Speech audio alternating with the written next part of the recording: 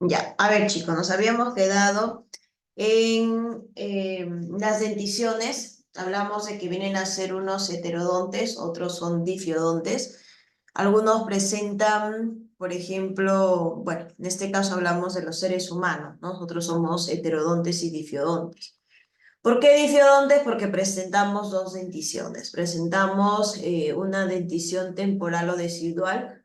Hablamos de dientes de leche, que generalmente aparecen a partir de los 6 meses y son en un número de 20 dientes. Hablamos de los 8 incisivos, 4 caninos y los 8 molares. Entonces, vamos a tener por acá, si nosotros queremos hablar con respecto a los dientes, mira cómo vamos a tener en cuenta. Listo, incluso mira si ocultamos acá este maxilar, mira en este caso, en el caso de los dientes, la raíz, esta estructura viene a ser la corona. Vamos a encontrar, por ejemplo, acá a la corona, el cuello y a la raíz. Estas estructuras son los incisivos laterales, los incisivos por acá, uno, 2, 3, 4, listo. Luego siguen acá los dos caninos. Luego del canino viene molar, premolar, premolar y molar, molar, molar. La tercera molar, la muela del juicio. Incluso si ocultamos la parte superior, mira hasta dónde va a estar incrustada todos los dientes. ¿Listo? Mira hasta dónde van a estar incrustados los dientes. Entonces, vamos a tener en cuenta que a nivel de las denticiones hablamos de una dentición temporal y hablamos de una dentición permanente. ¿Listo? Dentición temporal y dentición permanente. ¿Listo? En este caso, la dentición temporal. ¿Listo? La dentición temporal viene a estar formado por 20 dientes, temporal, decidual, son los conocidos como dientes de leche, y la dentición permanentes aparecen a partir de los 6 años. Son en un número de 32 dientes. ¿Listo? 8 incisivos, 4 caninos, 8 premolares y 12 molares, porque son 3 a cada lado. ¿Listo? Superior e inferior. Vamos a tener nuestras terceras molares, conocidos como los dientes, mira, cerotinos, o sea, llamados también las muelas del juicio, que terminan brotando entre los 18, ¿listo? Terminan brotando entre los 18 y 25 años, ¿listo? Terminan brotando entre los 18 y 25 años. ¿Qué más vamos a observar? Ahí están los dientes de leche, la primera dentición, los dientes permanentes, la segunda dentición. La primera dentición, ahí está, incisivo. ¿Por qué usamos esta forma dentaria? Porque o vamos a hablar de la parte superior o hablamos de la parte inferior, porque al final de cuentas van a ser iguales. Ya, tomamos la parte superior. Hablamos o del lado derecho o del lado izquierdo, lo mismo, mira acá. Mira acá. Si tenemos esta estructura, ¿listo? Tú puedes tener en cuenta, ¿listo? O hablas del lado, por ejemplo, ahí está, o hablas del lado superior o hablas del lado inferior, va a ser lo mismo. Y toma desde acá, o hablas del lado derecho o hablas del lado izquierdo. Por ejemplo, si hablamos acá a nivel del lado derecho, tú dices, ya, a nivel de incisivos, o sea, tomas la parte superior. En el derecho tengo 1 y 2 incisivos. Y en el izquierdo tienes 1 y 2 incisivos. ¿Listo? Muy bien. Canino. En el derecho tengo un canino. ¿Listo? Y en el izquierdo también hay un canino. ¿Listo? Hay un canino, un canino. Premolar. Ahí está. En el derecho hay 1, 2 premolares. Y en el izquierdo hay 1 y 2 premolares. Molar. En el derecho hay 1, 2, 3. 3 molares. Y en el izquierdo hay 1, 2, 3. 3 molares. Esta es nuestra fórmula dentaria. Profe, ¿cómo así? Mira, a nivel derecho, ¿qué vas a tomar? 2, 3, 4, 5, 6, 7, 8. 8 en el derecho. Y acá, ¿cuántos vas a tomar? 8 en el izquierdo. En toda la parte superior, 8 y 8, 16. Si hay 16 arriba, lo mismo va a haber igual abajo, que vamos a hacer igual a los 32 dientes. Va a ser igual a los 32 dientes. Entonces, ahí hablamos o hacemos referencia a qué? Hacemos referencia a la fórmula dentaria. ¿Listo? Ahí lo tenemos, mira, solo que esta es la fórmula dentaria para la primera dentición, donde vamos a tener en la parte superior 2 a la derecha, 2 a la izquierda, 1 a la derecha, 1 a la izquierda, 2 a la derecha, 2 a la izquierda. 5 a la derecha, 5 a la izquierda, 5 y 5 son 10 en la parte superior. Y hablamos de 10 en la parte inferior, 10 y 10 en total, 20 dientes. 20 dientes de leche. Lo mismo es a nivel de los dientes permanentes. ¿Listo? Lo mismo es al nivel de los dientes permanentes. ¿Listo?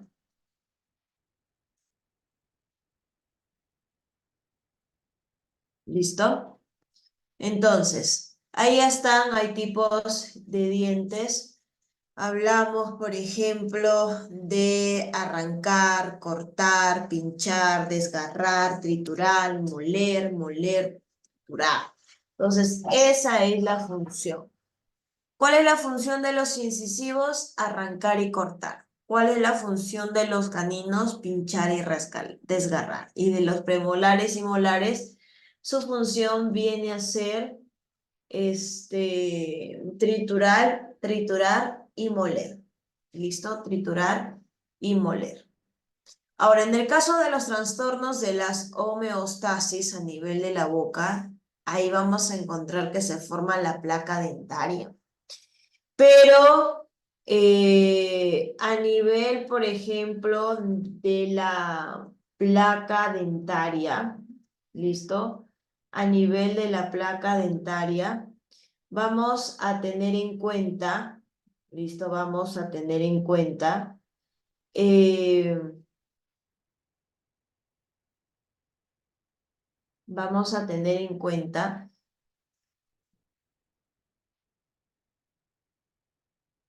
vamos a tener en cuenta, por ejemplo, que obviamente va a estar formado por bacterias. Obviamente van a causarte mal olor. ¿Listo? Vamos a tener en cuenta, por ejemplo, que muy aparte de esto, vamos a encontrar, por ejemplo, a vamos a encontrar, por ejemplo, la caries dental, vamos a encontrar a Streptococcus mutans, ¿listo? Por ejemplo, Streptococcus mutans, vamos a tener en cuenta que poco a poco se va a ir, vamos a encontrarla en esta estructura que va a ir carcomiendo a este diente, pero tú dirás, profesora, ¿cómo es que carcomiendo? Si al final de cuentas el diente es una estructura dura. Sí, es una estructura dura, chicos, pero debemos recordar que la caries, el Streptococcus mutans, la bacteria que causa la caries dental, se va a caracterizar porque no, se va a caracterizar porque cuando encuentre una estructura lacerada, una estructura que vamos a observar, por ejemplo, ahí a nivel de, vamos a encontrar, por ejemplo, ahí a nivel de esmalte una pequeña estructura, va a lastimar y va a empezar a ingresar hasta su dentina, de dentina va a ingresar hasta la pulpa, hasta llegar a esta estructura que conocemos hoy en día. ¿Listo? Lo que vemos ahí hoy en día. ¿Listo? Lo que vemos ahí hoy en día. Entonces, vamos a encontrar, por ejemplo, procesos como hablamos de la, por ejemplo, de la endodoncia. La endodoncia es conocida como lo estamos viendo acá, el tratamiento de conducto o los tratamientos de los nervios. Muchas personas en término coloquial le dicen vamos a matar al nervio. ¿Listo? Es un procedimiento que se realiza para tratar infecciones o en la parte interior del diente. Entonces, se llega específicamente hacia la pulpa dentaria. ¿Listo? Contiene nervios, contiene vasos sanguíneos, contiene tejido conectivo, toda esa estructura. Entonces, la endodoncia es un tratamiento a nivel de ese conducto, del conducto o tratamiento de los nervios. ¿Listo? O tratamiento de los nervios. ¿Por qué? Porque nos va a ayudar a aliviar el dolor, por ejemplo, cuando hay una infección o una inflamación a nivel de la pulpa. Vamos a preservar nuestro diente porque vamos a evitar la extracción y vamos a prevenir infecciones porque se va a eliminar bacterias y tejido infectado también. Ahora, la exodoncia sí viene a ser la extracción del diente. ¿Listo? La extracción del diente. La la maloclusión, ¿listo? Si hablamos de acá a nivel de la maloclusión, vamos a tener en cuenta que es el término al cual se hace referencia para hablar de la desalineación o la correcta incorrecta alineación, ¿listo? Incorrecta relación de los dientes cuando tenemos ahí la mandíbula cerrada. Entonces, vamos a observar, por ejemplo, que a nivel de la maloclusión, listo, va a haber graves problemas, por ejemplo, al momento de masticar, va a haber un desgaste eh, dental excesivo. Hablamos de las aftas orales, por ejemplo. Cuando hablamos de unas aftas orales, hacemos referencia a las úlceras aftosas. Entonces son esas pequeñas lesiones que tú estás viendo en la boca, son pequeñas, sí, pero son dolorosas. O sea, están en la parte interior, mira, de las mejillas, en los labios, en la lengua, en el paladar blando, en la base de las encías. Entonces, son de forma redonda. Hablamos de que hay sensación de ardor, de dolor, dificultad para comer, para beber. ¿Listo? A nivel de lengua, a nivel de tu paladar blando, también vamos a encontrar acá.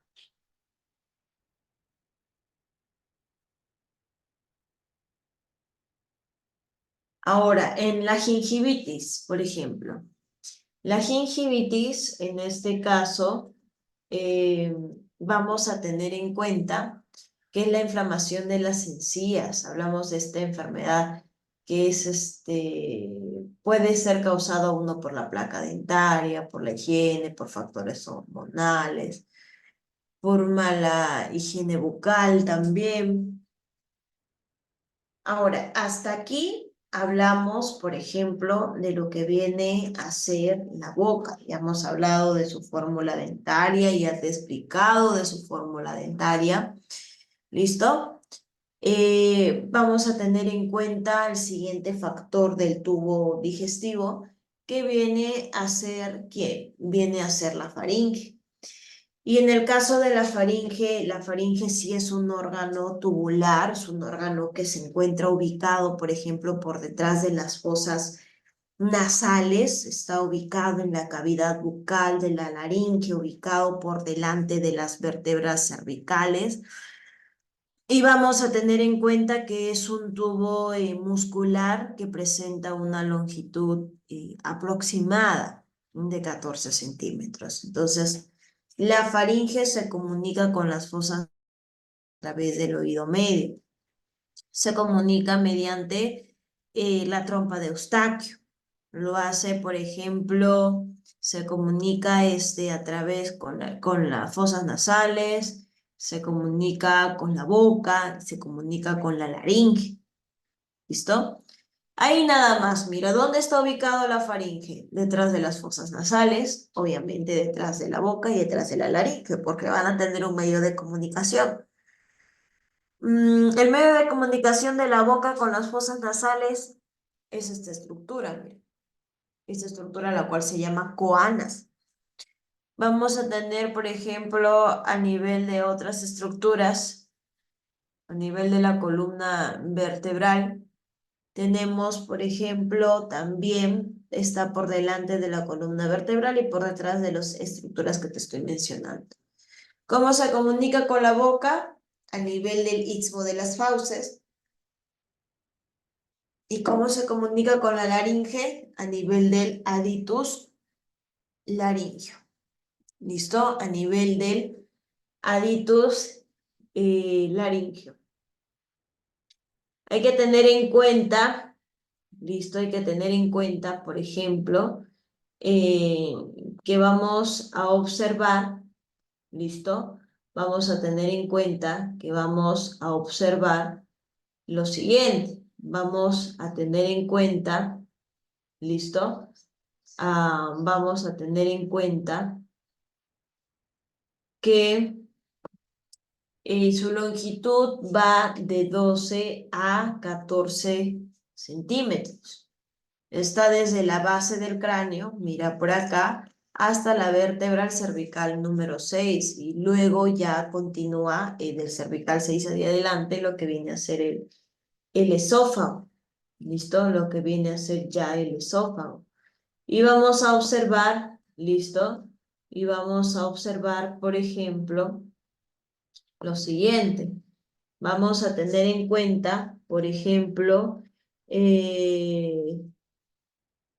vamos a tener en cuenta, por ejemplo, lo siguiente. Vamos a observar, ¿listo? Vamos a observar, ojo, por acá. Mira, aquí vamos a observar el hueso frontal, el seno frontal. Vamos a tener en cuenta por acá, por ejemplo, a los cornetes nasales, ¿viste? Por acá las coanas, narinas y coanas, ya. La faringe se comunica con las fosas nasales a través de las coanas, pero también por acá llega la trompa de Eustaquio. ¿Listo? Por acá llega también la trompa de Eustaquio. ¿Listo? Y vamos a observar, por ejemplo, vamos a observar lo siguiente. Vamos a tener en cuenta, por ejemplo,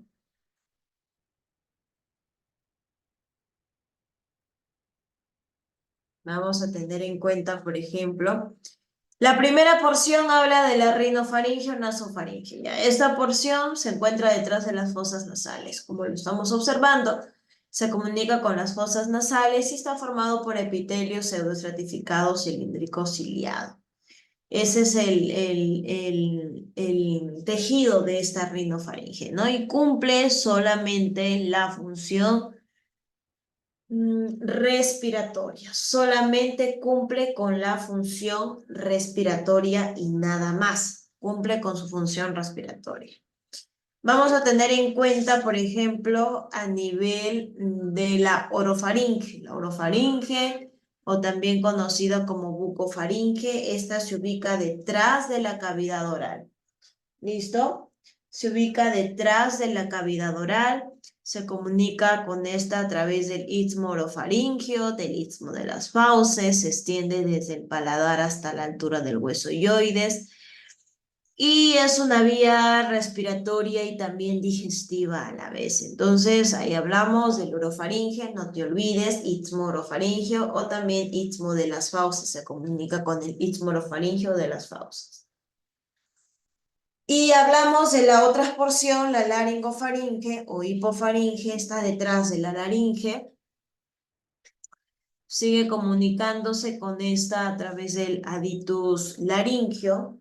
Entonces se inicia con el hueso ioides y culmina en la cervical 6. ¿Listo? Culmina con la cervical 6. Y vamos a tener en cuenta, ¿listo? Y vamos a tener en cuenta que es una vía digestiva. ¿Listo? Es una vía digestiva. Ahora, a nivel del esófago, el esófago es un tubo muscular. A ver, continuamos. Si es una vía digestiva, no te olvides. La rinofaringe es un epitelio pseudoestratificado cilíndrico ciliado.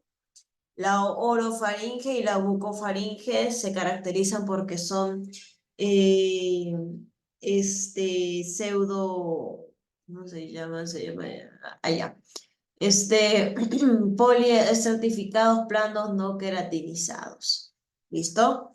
Al igual que el esófago. El esófago también, porque acá no enfatizamos tanto, porque estamos en nivel de la vía digestiva. Donde se ha enfatizado más ha sido en la vía respiratoria. El esófago, si bien es cierto, sí es un órgano muscular, músculo membranoso, es un órgano que comunica la laringe con el estómago. Es un órgano que está por detrás de la tráquea y por delante de la columna vertebral. Es un órgano que mide 25 centímetros aproximadamente y va desde la cervical 6 hasta la dorsal 11, o sea, a nivel del cardio. Hay 4 porciones, presenta 4 porciones, la porción cervical, la porción torácica, la porción diafragmática y la porción abdominal. Entonces hay 4 porciones y presenta sus estrechamientos. Las porciones son cervical, torácica, diafragmática y abdominal. Y sus estrechamientos son cricoideo, aórtico, bronquial y diafragmático. ¿Listo? Son sus estrechamientos. Entonces, ¿de dónde resultan estos estrechamientos? De la fuerza o de la comprensión que ejercen las estructuras vecinas. ¿Listo? La comprensión que ejercen las estructuras vecinas del esófago. Hay que tener en cuenta aquí a nivel de la estructura histológica. Hablamos a nivel de estructura histológica, hablamos de las capas que forman la pared del esófago. Entonces, son las mismas que las de otras partes del tubo digestivo. Hablamos, por ejemplo, de la capa mucosa, submucosa, muscular, adventicia. Desde aquí vamos a observar hasta el ano las 4 estructuras. Por ejemplo, en la capa mucosa vamos a encontrar, obviamente, plano no queratinizado, estratificado plano no queratinizado. Vamos a encontrar lámina propia. Vamos a encontrar, por ejemplo, las estructuras del organismo. Vamos a encontrar, por ejemplo, la muscularis mucosae, que es la más gruesa, es la que está en todo el tubo digestivo. Y en la parte superior existen, por ejemplo, vamos a encontrar numerosas glándulas,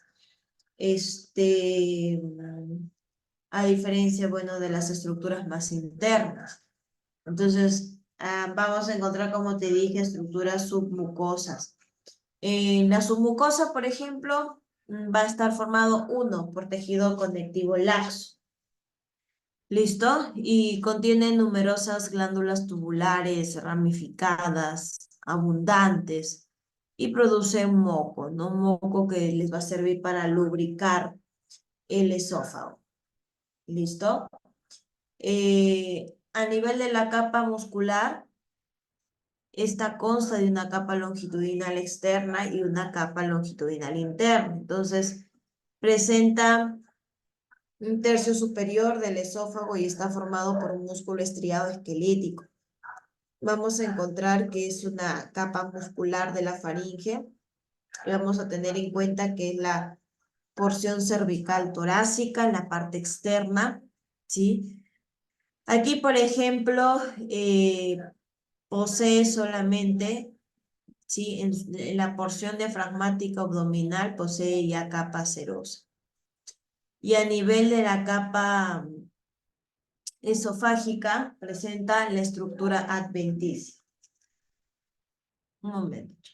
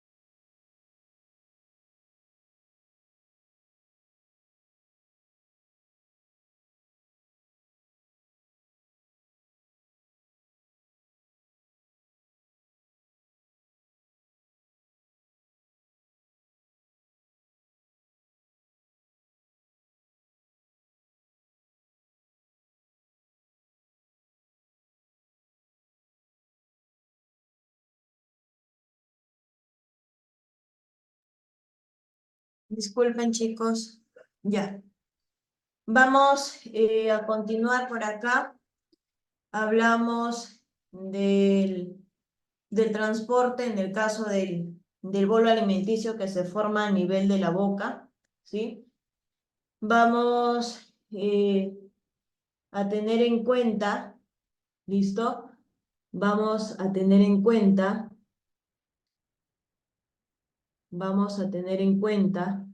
por ejemplo, ¿listo? Que a nivel de la boca se forma el bolo alimenticio, el cual tiene que ser transportado a nivel del esófago, ¿no? Ahora, debe haber estructuras que tienen que impedir este reflujo gastroesofágico. ¿Listo? Tienen que impedir este reflujo gastroesofágico. ¿Listo?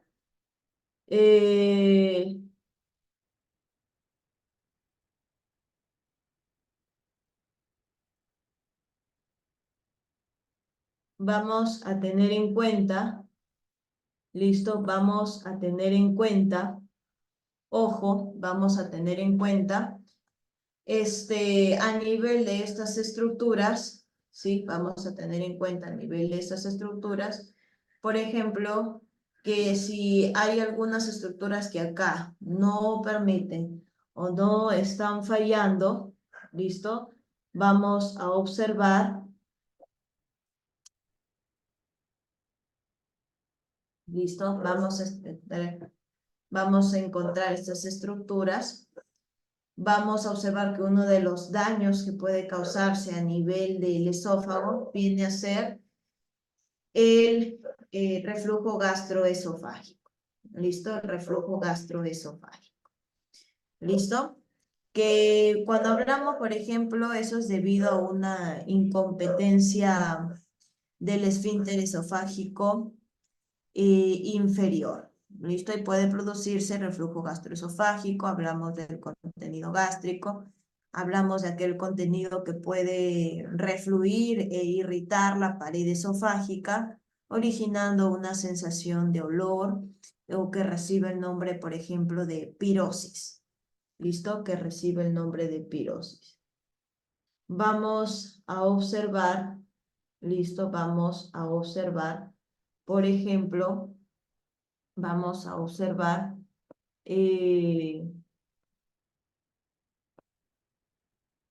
listo, vamos a observar lo siguiente.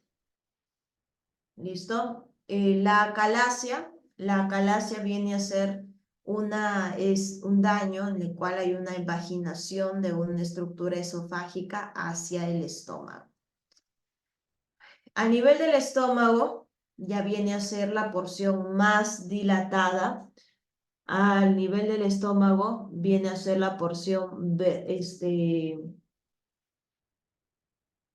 más dilatada y vamos a tener que esta parte es la parte intermedia del esófago del intestino. Entonces, entre el esófago y el intestino. Vamos a encontrar, por ejemplo, que vamos a encontrar a nivel de características, presenta una localización, está situado a nivel del epigastrio y presenta sus límites. Presenta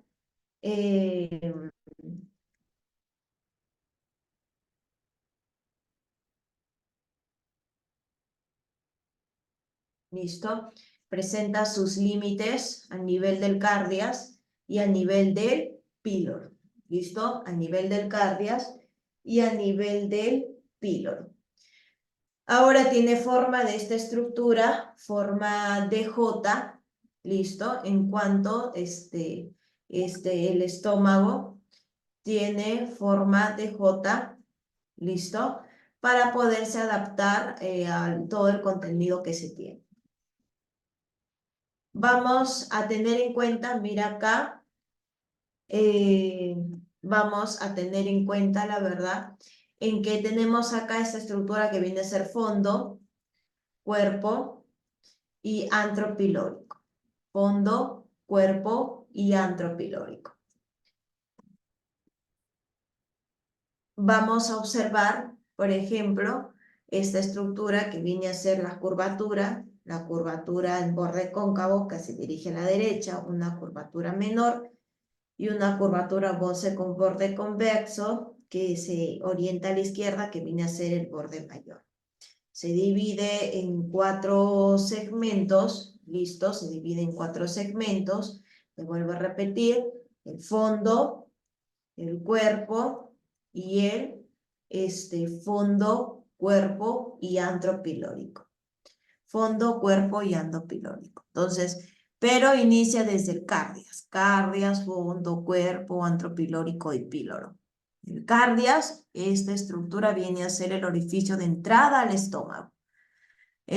Por lo que se comunica con quién, con el esófago. Entonces, vamos a observar que se va a tratar de una porción estrecha que se da a nivel de la unión gastroesofágica, o sea, va a permitir la unión gastroesofágica entre el esófago y el estómago. Y mide de 2 a 3 centímetros, ¿no? Y obviamente va a compartir ambos tejidos, el poliestratificado plano no queratinizado del esófago y el simple cilíndrico del estómago, el cardias. El fondo viene a ser la parte más alta, mira, como tú observas, es la más alta, es la más ancha, ¿listo? Y vamos a encontrar que tiene forma de cúpula, mira, ¿listo? Aquí solamente se va a llenar generalmente de burbujas de aire cuando estamos en posición parados, en posición directa, estamos parados, ¿no? Se conoce al fondo también como la cámara de gases. Esta parte del cuerpo, mira, tiene ya forma cilíndrica, es la porción principal del mayor tamaño del estómago, el lugar en donde se va a formar el quimo. ¿Listo? Y el píloro es la región que presenta dos partes. Hablamos el antro que se une al cuerpo, ¿listo? Y el conducto pilórico, que es el que termina en el orificio pilórico, ¿listo? Se limita con el duodeno, ¿listo? Se limita con el duodeno. Entonces, vamos a tener a nivel del fondo, a nivel del cuerpo y a nivel del antro pilórico. Vamos a tener en cuenta, no te olvides, las dimensiones del estómago. Viene a ser unos 25 centímetros de longitud mayor, unos 12 centímetros de ancho y unos 8 centímetros de espesor o profundidad. Entonces, una capacidad media es de 1500 centímetros. Se modifica según el alimento del individuo. O sea, dependiendo de nuestra alimentación. Presenta, mira sus caras, una cara anterior y una cara posterior, un borde o curvatura menor, denominado cóncava, y la curvatura mayor denominada convexa, cóncava y convexa, y presenta sus partes, te vuelvo a repetir, fondo, cuerpo y la región pilórica. ¿Listo? La región pilórica. Mira acá. Hablamos acá de la pared del estómago. ¿Listo? Hablamos acá de la pared del estómago. Es la capa, la mucosa más interna. En la estructura submucosa también vamos a encontrar por acá la parte submucosa, la muscular y la serosa. Y acá a nivel de estómago ya encontramos serosa, porque a nivel de esófago habíamos encontrado zona adventicia. Entonces, el estómago tiene todo este plan estructural en toda su extensión y va a consistir, por ejemplo, en una capa mucosa, en una capa submucosa, muscular y serosa. Vamos a observar, mira acá, rugosidades, ¿listo? Rugosidades. Por ejemplo, a nivel de la capa mucosa, vamos de adentro hacia afuera. Toda esta estructura, mira, va a estar revestido por un epitelio cilíndrico. Vamos a encontrar células superficiales, vamos a encontrar glándulas. Vamos a encontrar glándulas gástricas, por ejemplo, a nivel de fondo. En el fondo hay glándulas gástricas,